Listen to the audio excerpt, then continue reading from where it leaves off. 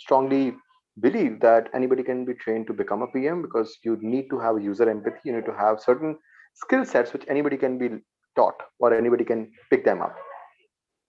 And what started off with a few students has now grown into a whole pretty large community, with our students being placed in pretty much all the unicorns out there. Okay, not all, but soon enough. But quite a lot of unicorns and decacons included, uh, including, I think, the something that recently happened, which gives me immense pride, is a student uh, who came from a BSc background.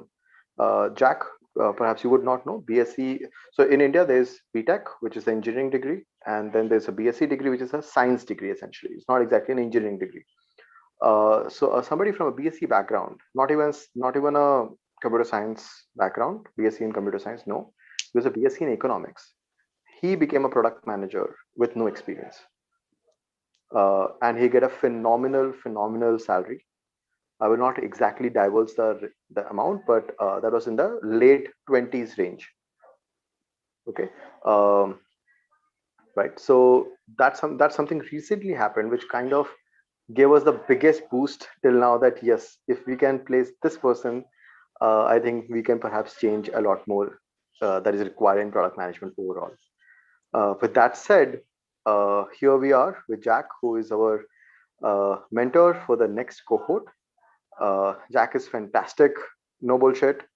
I love his on point sessions and on point commentary on pretty much everything. I think he recently shared what not to do, uh, which I really liked. I love such stuff, which is on point, and I'm very excited to to share Jack with all of you, and answer any questions that you might have about product, about how to crack into it, break into it, what not to do, what to do, and how to do it without a course. Also, we are cool with that as well. Yeah. Um, Piyush, do we already have some questions that we need to answer, or we can just go ahead? We have some questions, but we can just start with these questions. I'll just curate a list and then Understood. share. Understood. Got it. No worries. So let's start with few questions, Jack, that are typically asked by pretty much everyone. Um, do you need to have a technical background to become a PM? Hmm. That is a really good question. No, the short answer is no. This sort of notion of technical product management, or needing to have technical skills to do product. A lot of people take it as sort of a binary. There's you either need to be super technical or you don't. In reality, product management is one of those positions where different companies define it a little bit differently. It's a wide set of potential roles, and at any given company, there's going to be emphasis one way or another. The way I like to think about technical skills as it pertains to product management is, as a product manager, it's your job to connect. It's your job to connect the non-technical elements of the business. So the customers, your sales team, customer support folks, the rest of your go-to-market team, with the technical side of the house that's actually doing the building of the product that is being delivered to your customers. So your engineers, your data science team, your data platform team, things like that. And the way that I think about technicality is, the wider that gap is, the more technical you need to be. But it's a spectrum. It really is a spectrum. And so there are a lot of places where that gap is not that wide, where you don't have to have a deep technical background to help bridge a team developing perhaps like a mobile app that's really easy. It's a little bit easier to understand with your kind of go-to-market motion. And additionally, bridging that gap doesn't require that you're able to build all of the stuff that your teams are doing. You just have to understand it. So a great example of this is, I've spent my career now working with data science teams, helping to build machine learning models that do cool things for our customers. I can count on one hand the number of data science models I've actually built by hand. So I'm not a data scientist, but I work with data scientists, and my exposure to all those concepts over the years have allowed me to understand enough about how they work to now where I can have conversations with data scientists. And I've gotten more technical by virtue of my experience, but I wasn't that technical when I started product management. Absolutely. I think that's very on point. That it ranges from absolutely no technicality required if you are absolutely going to be a business PM, so to say, where you need to be a little more on the business side than anything else. So even if you're not Right. technical at all, it's okay. But if you're planning to be an AWS or a very technical company, you better be very, very technical, right? Yeah. So you need to figure that out. So if you're not technical at all, that's okay. Just find companies and roles where you'll be able to still crack.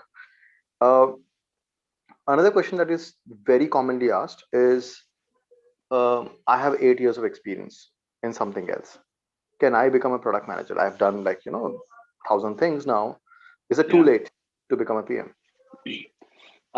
It's absolutely not too late. So the thing about product management is it's a word that it's a title that not a lot of companies use. If you come from a non-tech background, especially, it's not necessarily a really common job title. The responsibilities that product managers have, though, are very common. I can guarantee that anyone who has become interested in product management, chances are you've been doing some product management type things in your position. So regardless of what your title has been, it's often not difficult to present yourself as having experience that is relevant to product management, despite the fact that you might not have had the title of product manager. When I moved from my first kind of pseudo product management job, where I didn't have the title product manager, but I wanted to make the leap into officially having the title, working at a company helping them with data science, I just straight up on my resume called myself a product manager at my previous company. I just said I was doing product management. I was doing product management despite the fact that my title was something like a business analyst or something like that. So it really just exploring what it is that product managers do and being able to express your previous experience in terms of how it's relevant to product management in and of itself is a demonstration that you know what product management takes. If you know enough about product management to be able to describe your past experience and how it makes you a product manager, and you've already done a lot of the work to demonstrate to a potential employer that you know what product management is. Fantastic. So, Jack, a very associated or a related question that typically is asked from me is that, so I'm not a product manager. Every job that I apply to, they say that you need to have 2 or 3 years of product experience already. So how the hell do I crack into it? I have no Yeah. experience whatsoever. So what do you suggest there? There are a few routes. There are a few routes out there. There are some. There are associate product management programs at some bigger companies.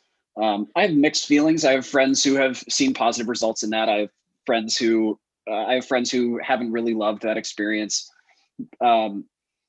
Where I've seen more success amongst friends of mine and friends and colleagues of mine is growing into more of a product type role within your own company and using that kind of the trust that you've built amongst your current team to do more product type stuff. At the startup that I work at now, Qventus, we have 3 people who are product managers by title, but we have four more people who are in the process of either transitioning into product management or just want to get more experience on the product side of things. And so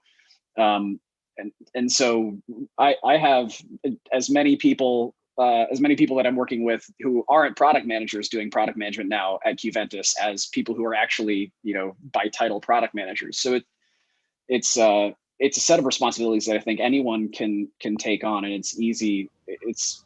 Oftentimes the more accessible route is to grow into product management where you are, as opposed to trying to jump from one place doing not product management to another place doing product management. Right. I think correct. So I think that's one route that you can go through, that is transition within the same company if you can, or at least acquire some experience that you can use in your resume saying that, hey, I did something. I had a different title, but I was able to purely because of my initiatives, I was able to get some experience as a product manager. The second route that I typically suggest in addition to this is because in a lot of companies there's um, a lot of pushback to to become or to for internal transitions. Number one, and more so, I've seen that the pushback is even more when it comes to product management. I've seen that quite a lot of times, where Yeah. there's a certain amount of walled garden that kind of happens that hey, we need to push back. And so the second option that I typically suggest is, in addition to what you mentioned, is to try to explore, like you rightly said in your description, try to identify whatever you have done, what aspect of that overlaps with what a product manager does. Yeah. So if you're a sales guy, for example, as a sales guy, you need to have user empathy. If you're a good sales guy, that is. If you're a shitty one, then Yeah. figure out something else. But if you're a good one, then you'll definitely have some user empathy. You will have some sense of what this user's pain point is. So, and only because of that, you would be able to exactly identify what to sell to them. Now in product Yep. management, you have to figure out what to make to solve that for that pain point. Right. So as a sales guy, perhaps you can use that. If you're a, I don't know, if you're an ops guy, if you're a finance guy, if you're something else, try to identify those parts of your Right. career, past career, which you can utilize and say that, hey, this part was like what a product manager would do, just that I didn't have access beyond it. And that can perhaps That's help you. exactly right. Yeah. That's spot on. Yeah. It So really that's is. something that I've helped. Uh, the trouble with that route is uh, people usually do not know what they have done, and they usually underestimate what they have done. Yes. I've seen that Yeah. too many times now. That Yes. students underestimate whatever they have done in the past, as if like that was a complete washout. And I'm like, if you were that bad, people would not have kept you on their payroll. They would have fired you. So you would have done Yeah. something good. Try to find what you did, right? Yeah. I like to tell people, don't wait for permission to call yourself a product manager. Right. Figure out the ways that you've been a product manager, regardless of what the title has been. And I think having that confidence in getting that confidence in knowing, first of all, what is product management. But once you Yeah. have that understanding of what product management is, it becomes really easy to then be a little bit introspective and think, oh, well, here are the places in my past experience where I was doing things that product managers do. And Correct. if you can say that, you get to call yourself a product manager.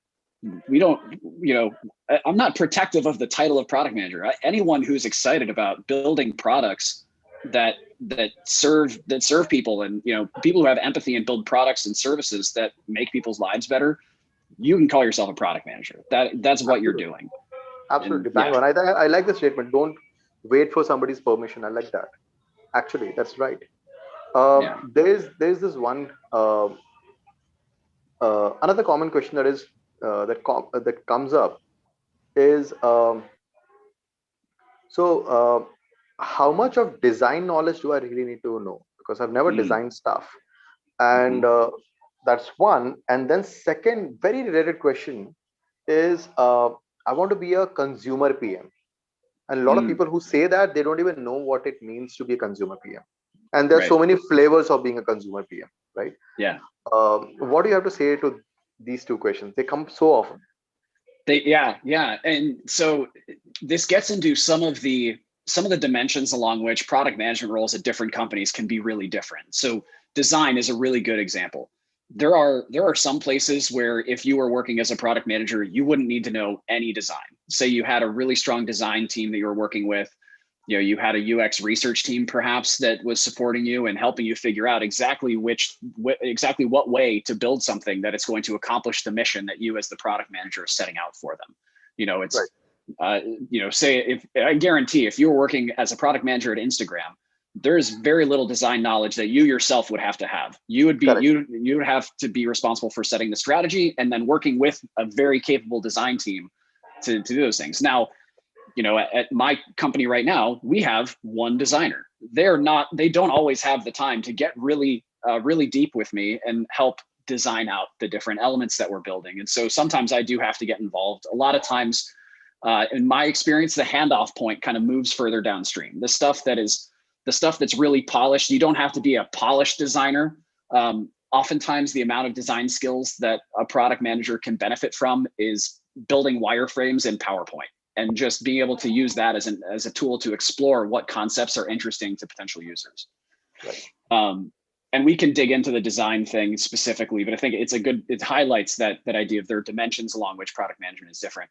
The other one that you mentioned is kind of the kind of consumer product management versus, SaaS product management or something like that is another really interesting dimension to explore. Just to add to that, Jack, so this question comes up in many flavors.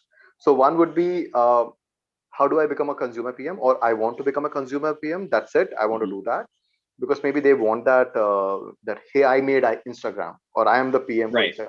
They want that, for example. The second type of question that comes up is, should I become a B2B PM or a B2C PM? Exactly. And again, that's another very, very vast spectrum to actually explore, right? So go ahead.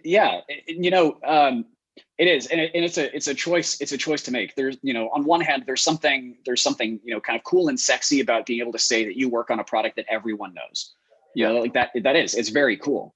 The thing to keep in mind, of course, is that if you are working on a Netflix, for example, they have a lot of product. They have a very large product team, and so the reason why I haven't personally moved into that space is because the slice that you own of that product ends up being fairly narrow. At a larger company, for better or worse, your scope of responsibilities tends to be a little bit narrower because you have that design team that you can work with. You have the UX research team. You have a very capable technical design team. And so the kind of slate of responsibilities that you have tends to be a little bit narrower, but you're expected to be elite at that kind of slice of skills that, at a big company like that, they have, Netflix is a very demanding, just as an example, very demanding product environment. Whereas on the B2C side, or, on the B2C side, a lot of times it's not as much like that, or at least in my experience. And maybe this is more of a big company, small company sort of, distinguishing factor.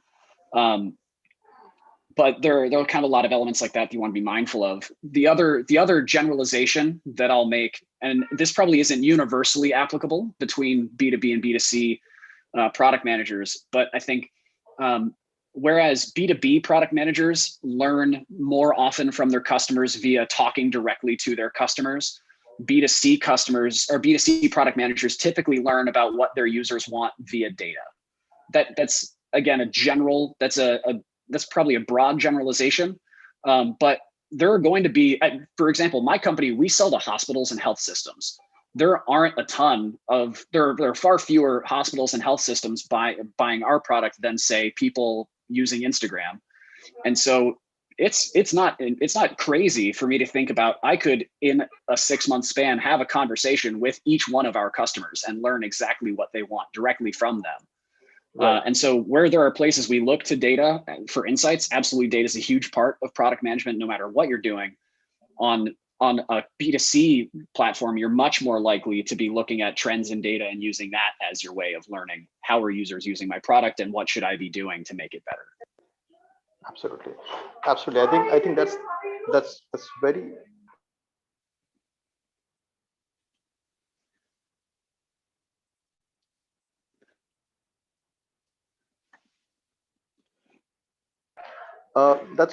That's very true. I think a B2B, yes, it's very easy to actually, relatively easy to actually speak to every single customer that you might have all over. I think additional to that is the fact that whether you are in B2B or B2C, there are certain product flavors, or there are certain product roles which are going to be common. For example, if you're doing internal product, you are doing internal product. It doesn't matter whether you are on Instagram or whether you are on some SaaS company or some very large scale enterprise company. It really doesn't matter because you will be doing some internal product, right? So what I typically advise people on such fronts is, if you're just looking to transition into PM, first become a PM, because you have no idea what you're talking about. So first become a PM. Wherever you find a suitable opportunity, just become one. Once you have become one, then you start figuring out what you like, what you don't like. For example, some PMs do not like the demanding nature of a consumer facing PM. It's very, Yeah. very hard. So much of data, so much of changing priorities, so much of dynamic environment, it becomes very demanding for a lot of people, and that's not something that people enjoy. On the other hand, certain people actually love that. They just love Yeah. that, right? They love the rush, they love the fact that things are changing every day, blah blah blah, and being the face of something so cool, right? Yeah. So knowing yourself also matters a lot, and you do not want to burn out, because honestly, there's so much of context switching that happens irrespective of which PM role you get in. So much Yeah. of context switching that by the end of the day, by 6 p.m., you're drained out, Hmm. right? So you need to Yeah. figure out what is worth draining out for. Exactly. Yeah, that's a really good point. I think a lot of product management, is finding the right role that fits you. Not it'll Right. this will come up over and over again, but product management is not a set in stone set of responsibilities. Correct. It's going to be different from place to place, and Correct. finding a place that fits you. It's harder Correct. for product management than it is for software development. It's just harder to find a place that fits because there's much more divergence in responsibilities amongst the title product manager. Absolutely. I think one thing that I commonly I typically talk about is the good thing about product management. It's a level playing field. Mhm. The bad thing about product management, it is a level playing field. Yeah, exactly. Right. So the good thing is it's level playing, so you can actually anybody can enter. Anybody can Yeah. who is willing to get in can get in. Okay. You can find your spot in the entire on the entire play on the playing field. If you are an introvert, find something that works for you. If you are a business guy, find something that works for you. If you're a design guy, find something that works for you, and you'll find something for sure. It's a great thing Yeah. about it. The bad thing is because there's so many options, it's very likely you'll get confusion. There's so many different advices that you'll find, right? Yeah. Which comes from all left, right, and center. And honestly speaking, for example, I come from a very very different background, right? So this is my third company. I was the product head for two big companies, and so my experience has been in this front. Now there are other people who have come from. So I've never done product management for something like Microsoft, for example, but I've done it for a unicorn which became a decacorn during my time. So I've seen that Yeah. growth, right? So my perspective and my experience is kind of informed by that. There's other people who come from, like Jack said, come from Microsoft and Google and others, and if they have just seen that, it's a very different world for them. Yeah. Everybody around is very capable, everybody around is super talented, everybody around is super motivated, so you just have to give them the right nudge and things will start off kind of happening. Yeah. And I think one of the interesting points that I think is important to stress is that idea of don't think that once you get into product management, you're just locked into, if you join a B2C company that you're stuck in B2C, or if you start in financial services that you can no longer move out of financial services. Product management skills are very fungible. They move really well. I mean, case in point, I have worked in my experience as a product manager at three different companies in three drastically different industries. I mean, Right. my first company was a large public utility company. My second one was doing real estate tech, and now I'm doing healthcare. So like I am the case study in you don't have to get locked in to an industry. Move around, and you can, as you learn, you're going to move around and find the things you like. When I first started doing product management, I thought I really wanted to work at Spotify. Like, that was like a really cool thing. There was a goal that I was working towards. And then the more I learned about B2C, the more I learned about those like big companies, the less interesting I got in it. I saw people who really loved doing that and saw that what they loved about their jobs were not the things that I loved about product management. And so Correct. it's a growth process. Correct. Exactly. I think you hit the nail on the head, right? So in a B2C company, for example, the iterative cycles will be like a week, 2 weeks. You literally have to produce something meaningful every 2 weeks. It's not Right. easy at all. It's not easy. It's so much of stress. You have to be at least 2 weeks ahead of your design team, of your tech team. In fact, you have to be 4 weeks ahead of the entire cycle, 2 weeks Right. ahead of a design team, at least 2 weeks ahead of the design team, and at least two Right. weeks, You're probably 4 weeks. working 3 cycles at the same time. You're Exactly. ideating on the thing that's 6 months out, designing, or that's 6 weeks out, designing the thing that's 4 weeks out, and managing the development of the thing that's 2 weeks out. Exactly. And It's incredibly stressful. If you are in that zone, it's incredibly stressful. As compared to that, in a B2B company or in a large enterprise company, there's a good chance the cycle would be like a month long or 1.5 months long. Yeah. So it's relatively calmer. It's relatively calmer where you're not exactly stressing out. You're waking by 2 o'clock. Oh shit, I forgot to do that. I forgot to add Yeah. that particular screen and I forgot to define that and so on. Right. Anyway, uh, there are a whole bunch of other questions that people ask, but I think there are a few questions that have popped up in the chat, and I'll just pick them up one by one. Right. Right. So the first question is, how popular is product manager role on financial services industry? Yeah, so I have not personally had experience in financial services. I know quite a few people who do product management in the financial services industry. So it's certainly it's certainly a thing. Yeah, it's certainly a role that exists, and yeah, the place to go looking, a great place to go looking for those people. I mean, like, product managers tend to be pretty friendly, empathetic people. You can pretty much just reach out to one on LinkedIn, and I don't know. Maybe this is I'm romantic. I like to think that every product manager out there is trying to make sure that as many people as possible find product management. So I'd encourage you just to reach out to someone and ask. I wish I could give you more specific advice on what product management looks like in that industry. So if I can add there, Jack. So I think Vatsal asked this question. So Vatsal, product manager as a position exists in every company. Okay, any company which is doing any kind of digital work would have, actually, any kind of company which is providing any kind of product based value will definitely have a product manager role. The only problem or the only point to remember is they may not be called product manager. They might be called anything else. They might be called, you never know what they will be called, but they will have some title, but they will be doing product manager role, number one. Right. Number two, you specifically mentioned financial services. Now, financial services by itself is very diverse. There are product-based financial services, like for example, policies, insurance policies, and stuff,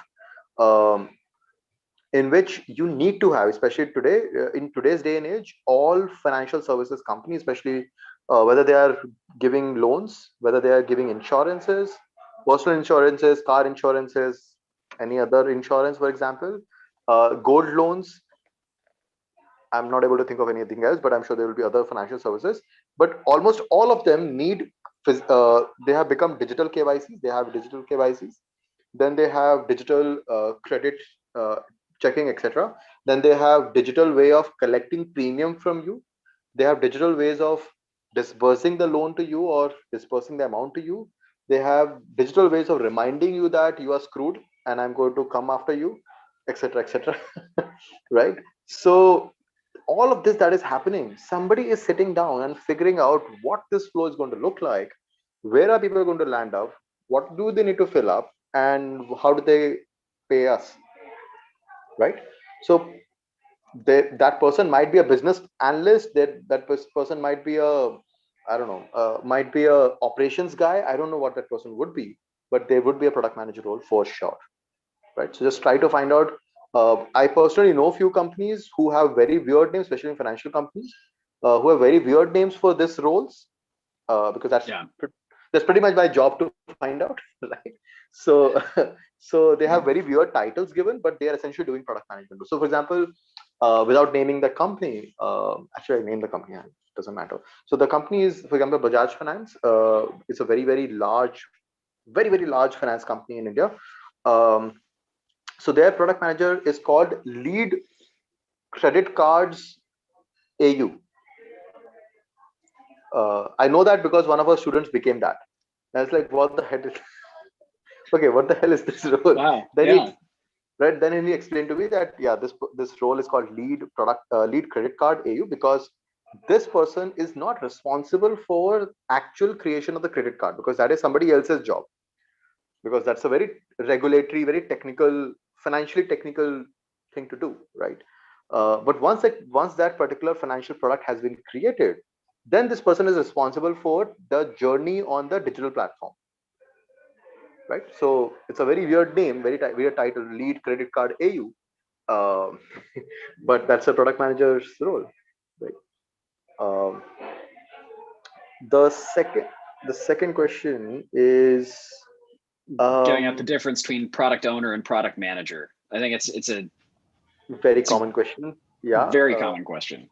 So, Shad, I'll suggest there's plenty of literature out there about product owner versus product manager. You can just read that up. In a nutshell, product owner is typically responsible for executing the strategy and the direction given by a product manager. And a product Yep. manager works with the business, works with everybody else, and ensures that the strategy is aligned with the business goals, right? But Yep. once that is done, after that, it is handed over to product owner, and then that person executes.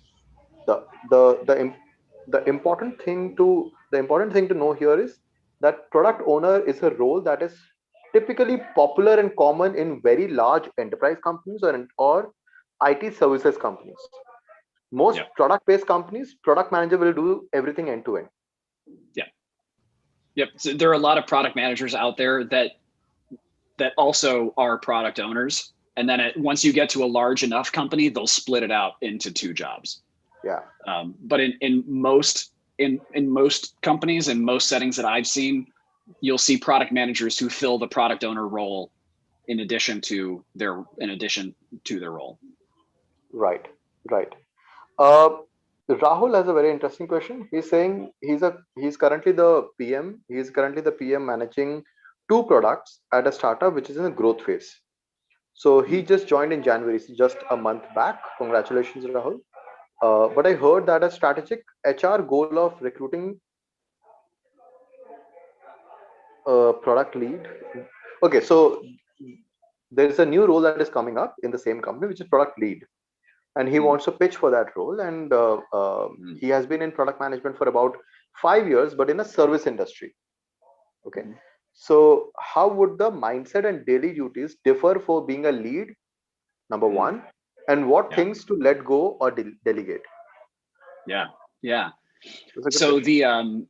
it's actually pretty closely related to the one we just answered about the difference between product owner and product manager. So Right. if the things to hand off are those things that are execution of strategy.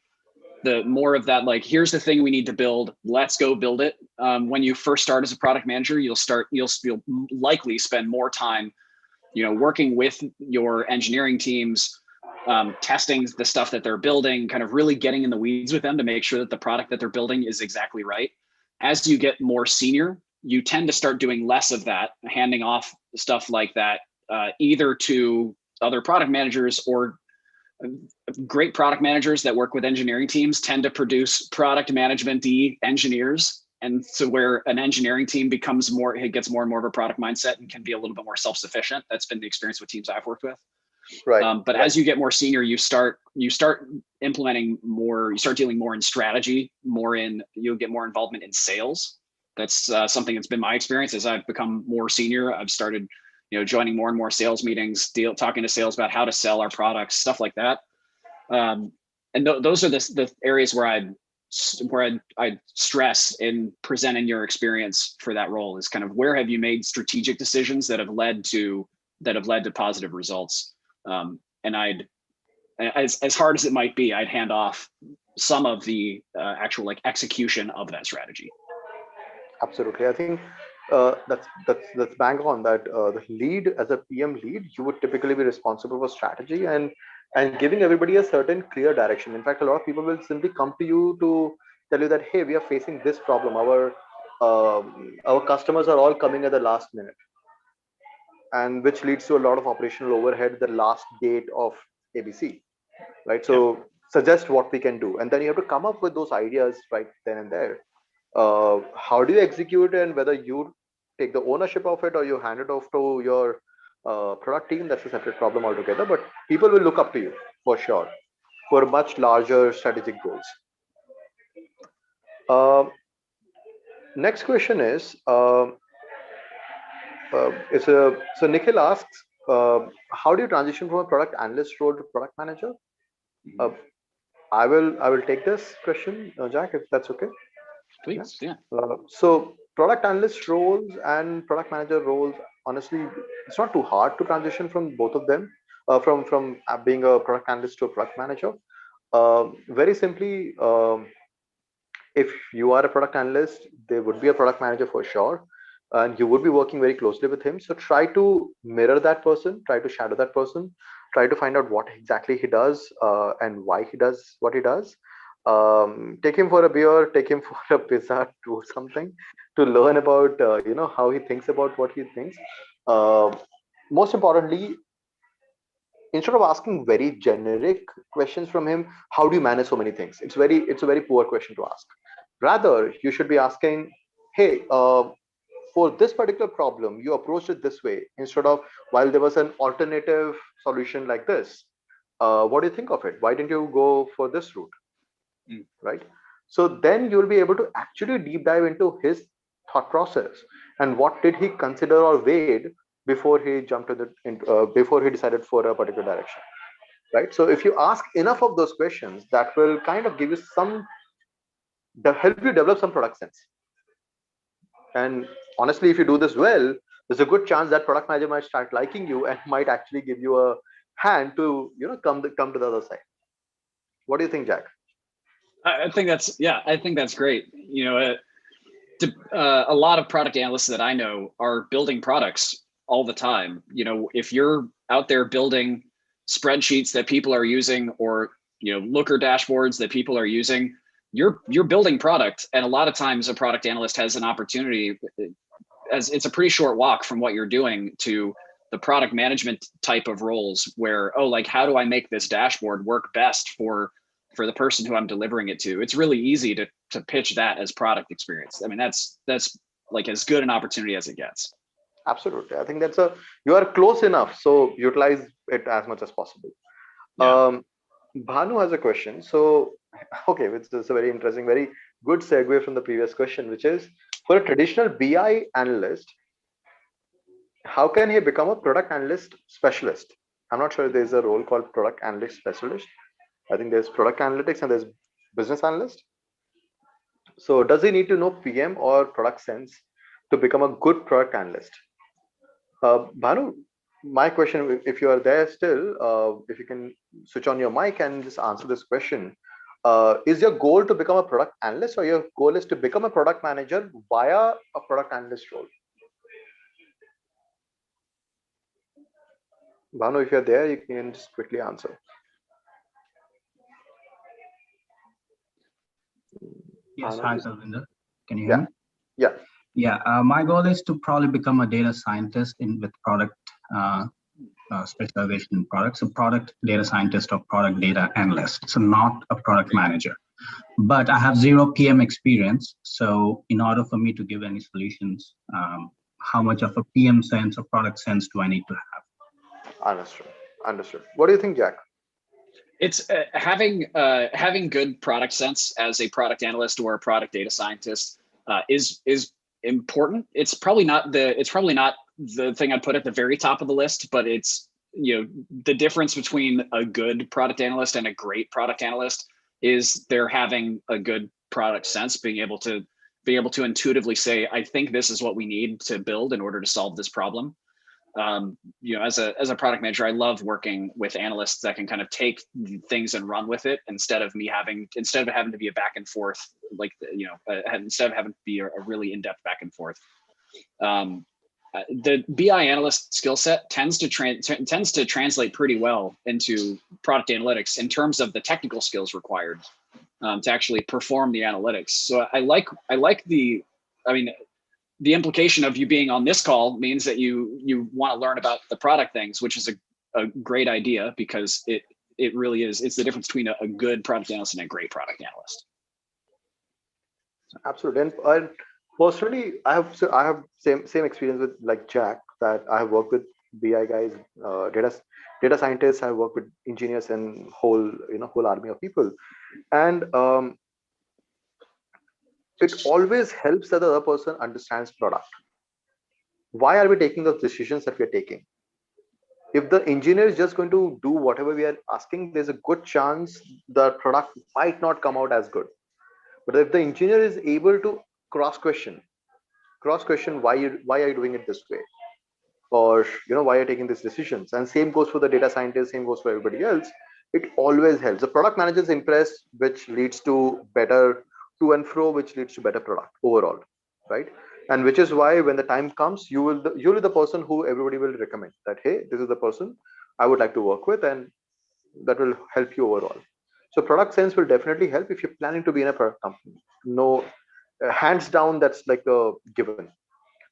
This is one thing that I draw a lot of analogy with FMCG companies. So if you observe something in FMCG companies, the person who typically becomes a CEO would have worked in supply chain or sales typically. Okay, why? Because in typically FMCG companies are driven by supply chain and sales dynamics. Right, the person who does very well typically goes ahead and becomes a head. Um and that is why all the people in the company are usually supply chain or sales oriented. They understand sales, they understand supply chain, they understand price dynamics, they understand the cost of improving the microns of the packaging, for example. They understand the cost implication of that.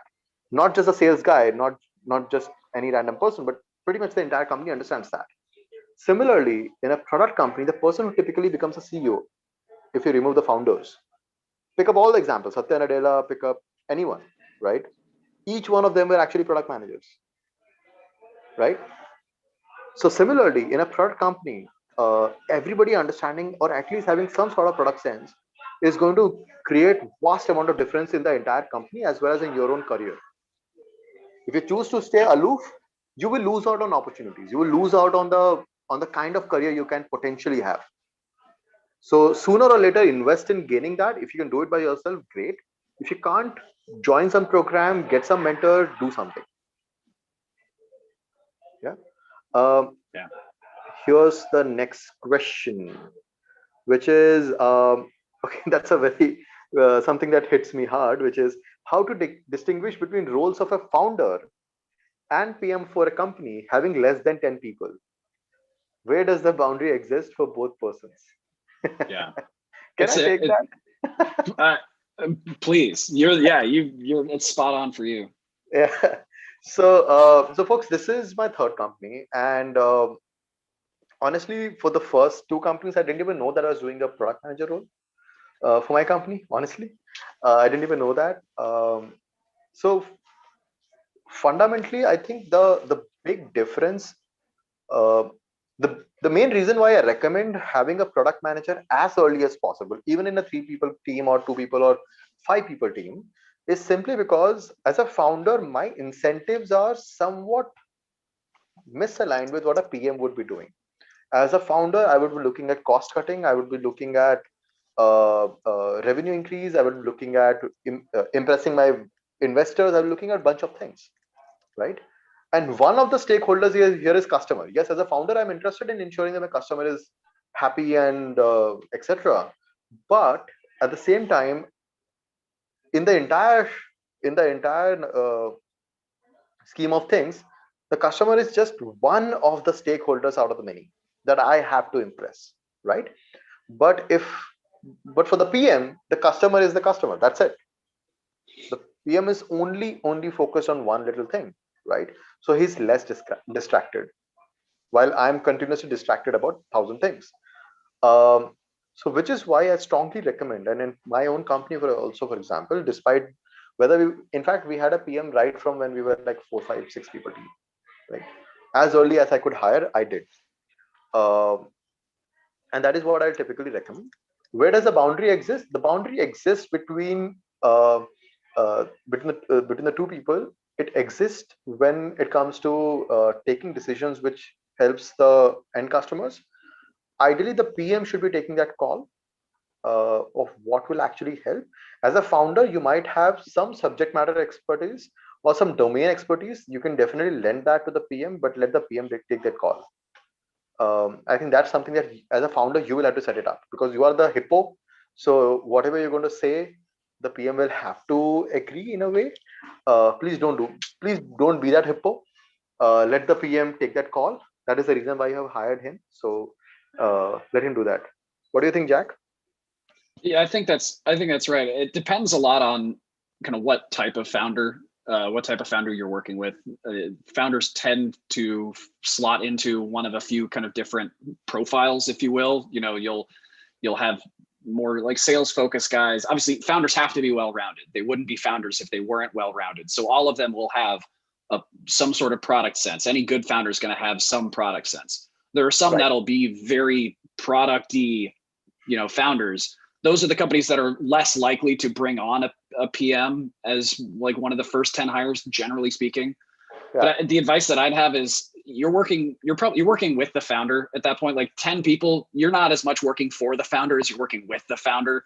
And so I think drawing those lines tends to not be as important to your success in a company that size. But what you said is really spot on. It is a founder's job to give the product manager space. And in that sort of environment, it's probably important for you as a product manager to also make sure that you point out to the founder where you think your attention is best spent and where their attention is best spent.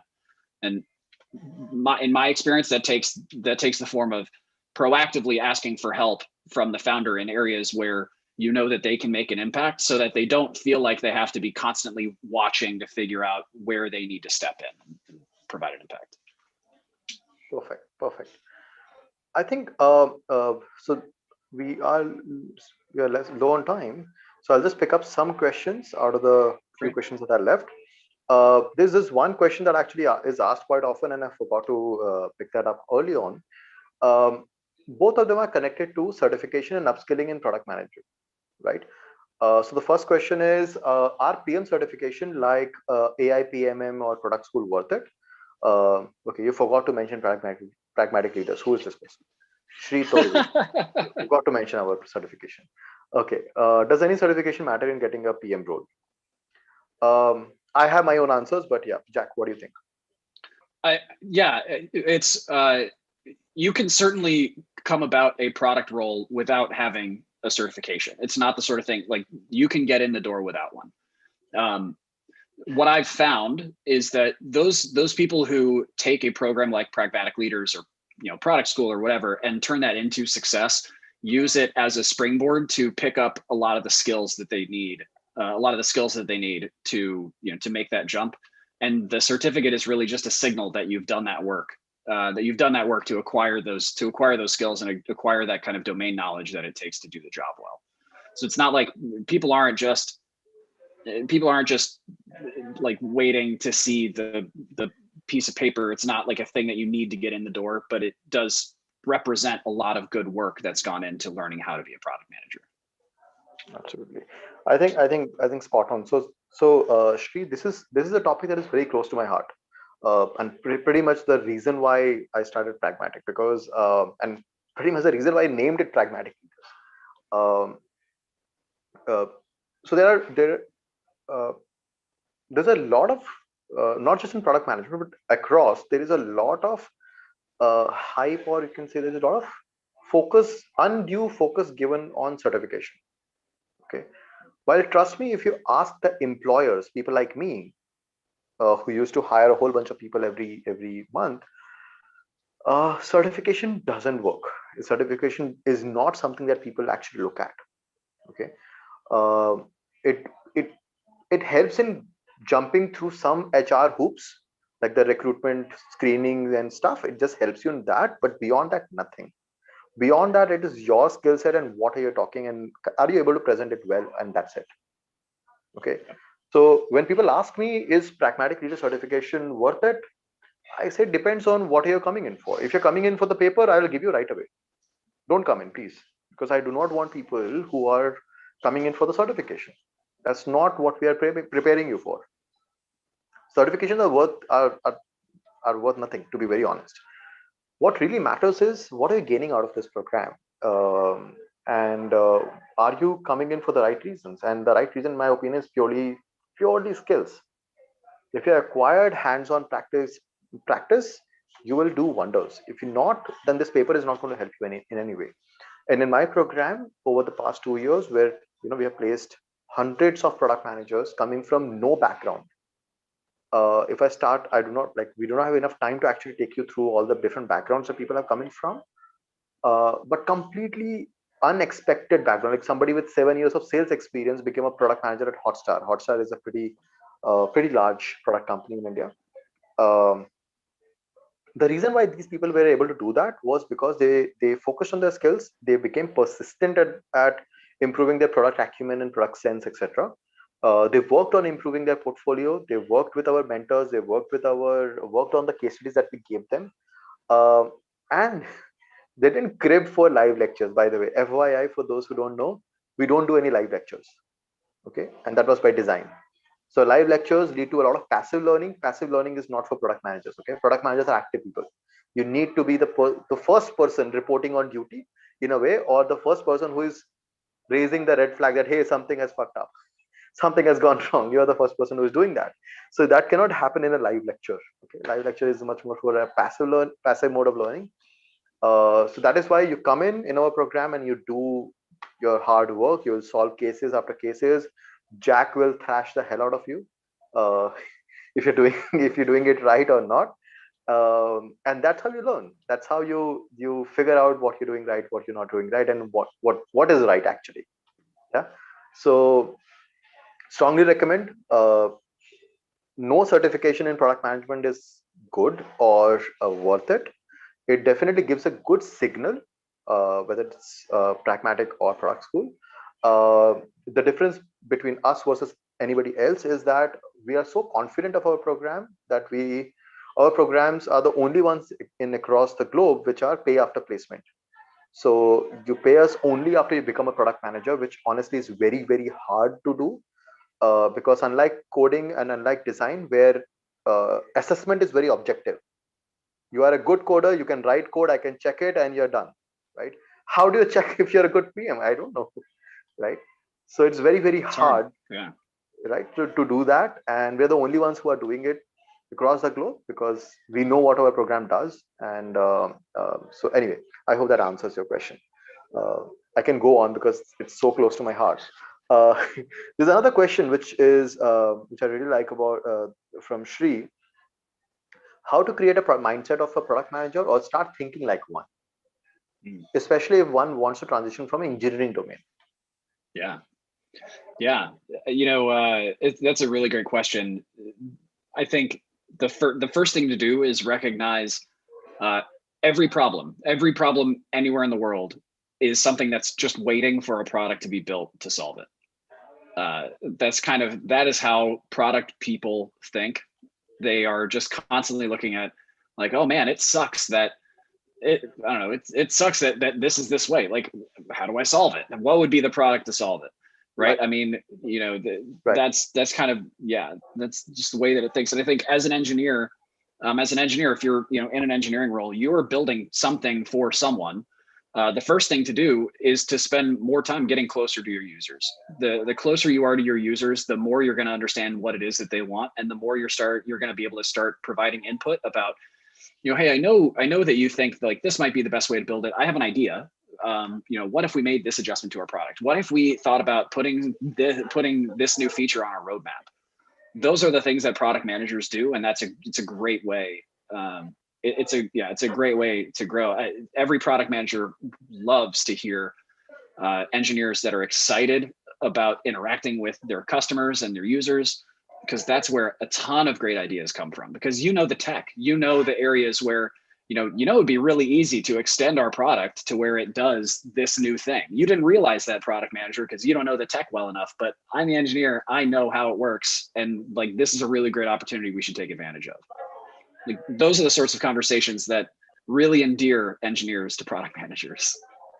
Correct. And I think one little thing that I'll add to what Jack said is, if you're coming from engineering background, it'll be easier as a PM to converse with your engineering colleagues, because you'll be able to talk in their language, right?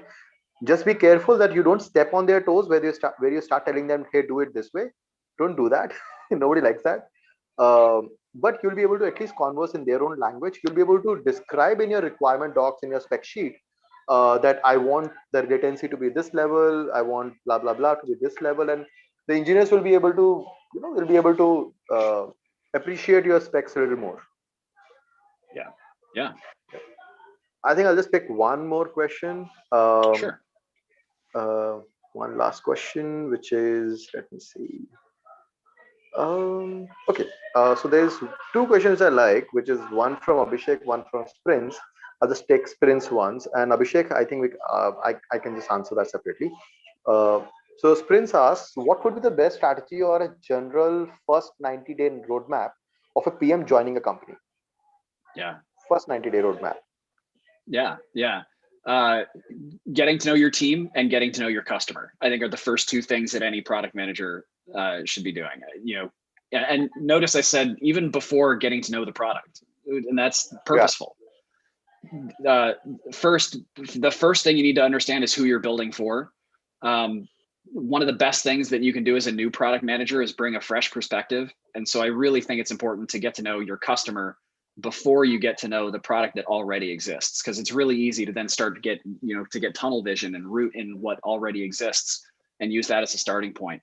Some of the best ideas I've ever encountered have come from people who are brand new to the product and be like, well, haven't you guys noticed that this is a really odd way of doing this? Like, to someone coming in fresh, you're going to have a fresh perspective. It's going to be really obvious. Ask dumb questions. Ask questions that you think are dumb, because chances are they're not dumb. Chances are they're a lot of the things that you think are obvious are going to be really profound. And someone who's spent spent their time, with their head stuck in the sand of this product, just looking with their face 6 inches from the page, it's not going to occur to them. So those are the first two things. And then once you feel like you understand the customer and their needs and your team and the team and the folks you're going to be working with and how to communicate with those people, then you start diving into the product and be like, okay, well, what am I working with? How are we going to take that from where we are to where we need to be? Yeah. Absolutely. I think spot on. I think what I typically tell people is exactly the same. Start with the team.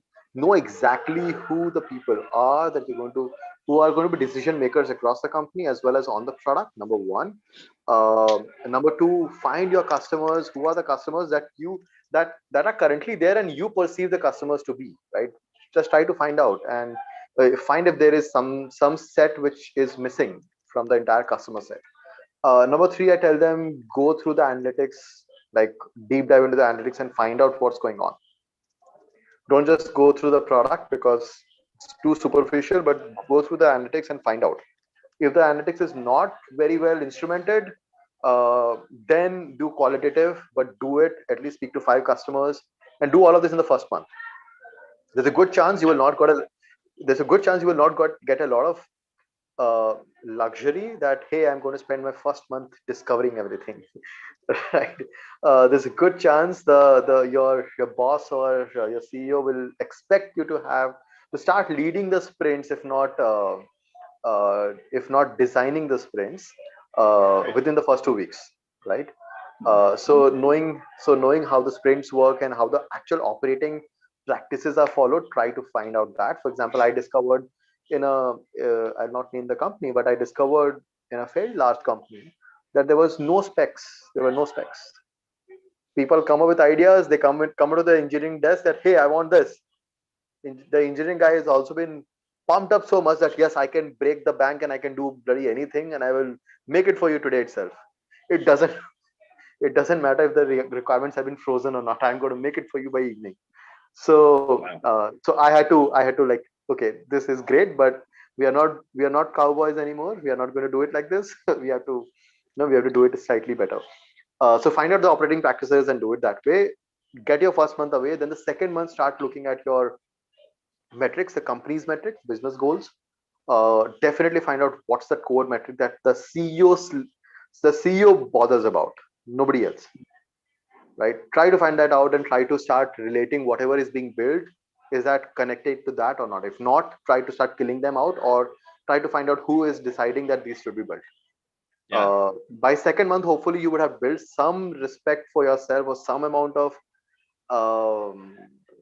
visibility for yourself, so that you are able to take such calls or take people, ask people such tough questions. And by the third month, for sure, ensure that you have delivered at least one solid release.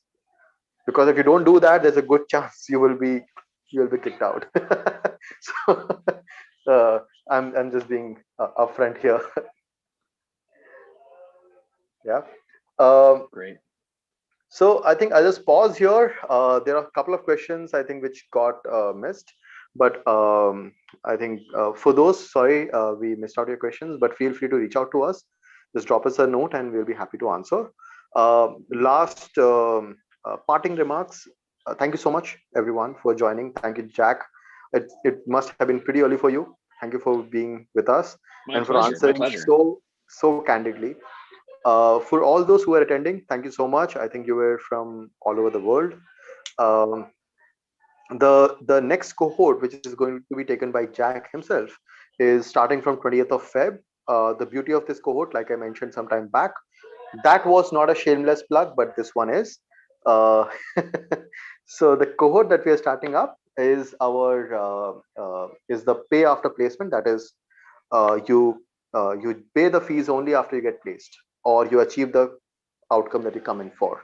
So it's an income share agreement based program. We are the only ones across the globe who is doing this.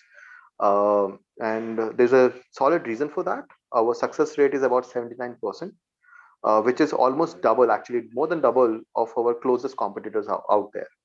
Okay, the closest competitors have, on an average, have 35 to 40% success rate.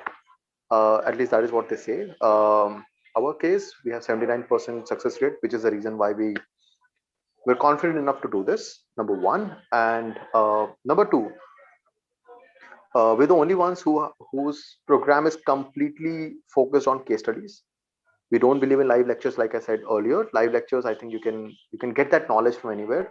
Knowledge economy is gone. Okay, now it's skills economy. Remember that. So knowledge economy was a 100-year-old concept, right? About 100 years old concept. What is going on right now is skills economy, which is the reason, skills economy or passion economy, which is the reason why skilled people are making money. They're out there, they're doing wonderful stuff, right? So do not be left behind. We are all product of knowledge economy. Okay, we are all product of that, but now we need to be, upskilled to the skills economy. Yeah.